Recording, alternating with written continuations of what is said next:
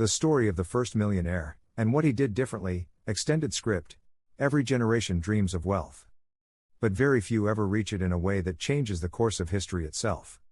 Across centuries, countless men and women have chased fortunes, from oil magnates to modern tech billionaires.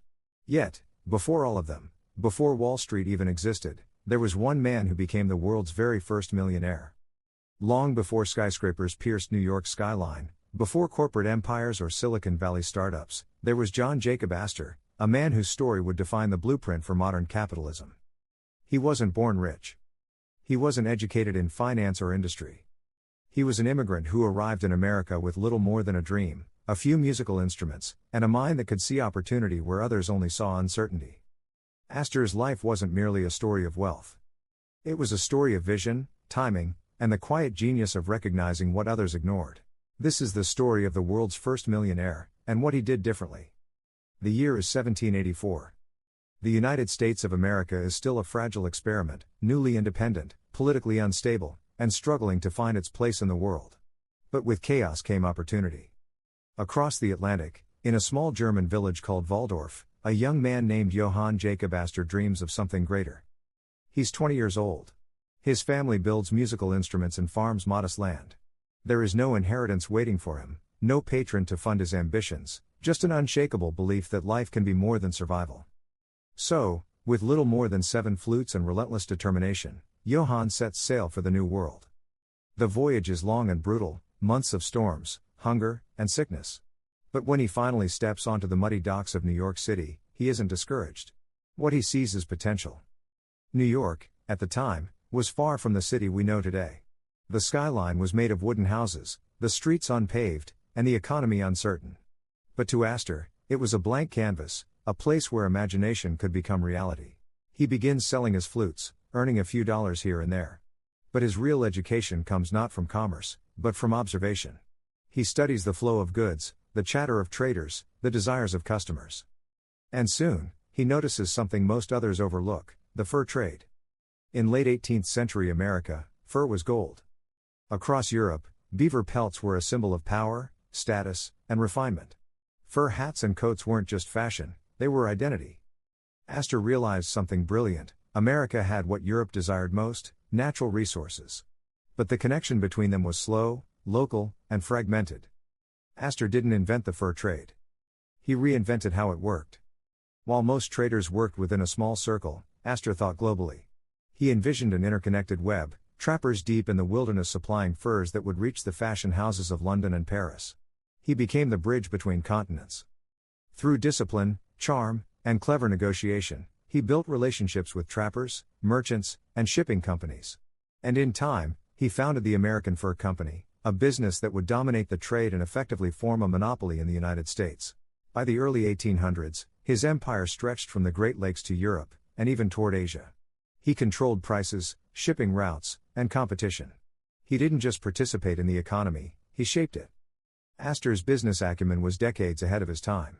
He understood the power of vertical integration, owning every step of the process. From sourcing to selling, everything passed through his hands. But Astor's ambitions were far from satisfied. His next move would redefine how Americans thought about trade and risk.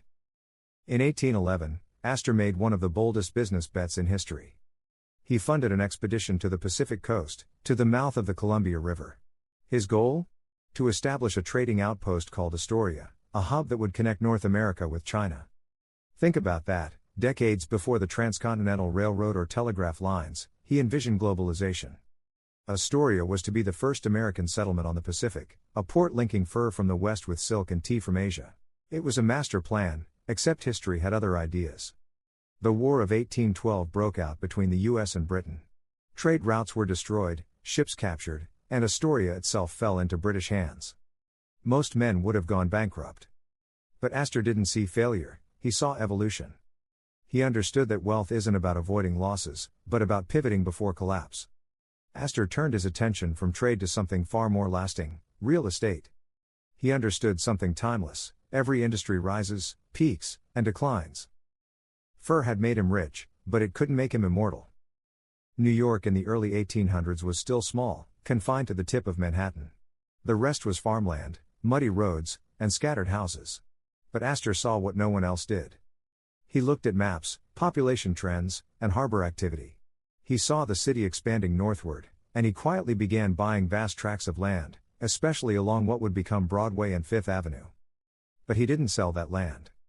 He leased it, a masterstroke that allowed him to earn perpetual income without ever losing ownership. This was how Astor transformed himself from a millionaire into a dynasty. His fortune didn't just grow, it became generational. He wasn't chasing quick profits, he was building an economic machine that would outlive him. While others sold to cash out, he held to compound. While others chased money, he chased control. By the time of his death in 1848, John Jacob Astor's fortune exceeded $20 million, a staggering sum, equivalent to billions today. He became America's first self-made millionaire, and perhaps more importantly, its first symbol of what we now call the American dream. But what truly made Astor different wasn't just how much he earned, it was how he thought. He had a strategist's patience in a world addicted to instant gain. He treated information as currency, and timing as power. He entered industries before they peaked, and exited before they collapsed. He left the fur business before it fell out of fashion. He sold his shipping interests before they became too risky. And he invested in land before New York became the world's financial capital. Astor was playing chess in a world of gamblers. Of course, his story isn't without its darker sides. Astor's monopoly crushed smaller traders and drove out competition. His dealings with Native American communities were often exploitative, taking advantage of unequal power and trade systems. He was not a philanthropist like Carnegie or Rockefeller would later be. He built, but rarely gave back. Yet, within those flaws lies a truth. Every fortune mirrors the ethics of its era. Astor's America was one that valued ambition over fairness, expansion over equality. And in that world, his relentless drive made him both a symbol of success and a reflection of the times. He embodied the raw, unpolished capitalism that would come to define the American identity, visionary, ruthless, and obsessed with permanence. After Astor's death, his descendants carried his legacy forward. His name became embedded in the DNA of New York, in landmarks like the Astor Library, which later became part of the New York Public Library, in the Waldorf Astoria Hotel, and in neighborhoods that still bear his mark. But perhaps his greatest legacy isn't physical, it's psychological. Astor taught that true wealth isn't just about accumulation, it's about foresight, systems, and endurance. He mastered the power of timing, knowing when to move and when to wait, the courage to pivot, transforming loss into opportunity, the discipline to hold, letting time compound value, and the vision to see the invisible, what cities, markets, and people could become. Astor didn't just ride history's waves, he redirected them. So what did the first millionaire do differently? He saw patterns before anyone else did. He treated money as a tool for freedom, not a symbol of status. He invested in permanence, in land, in systems, in ideas, not in trends or hype. He understood that real wealth is born not from chaos, but from clarity.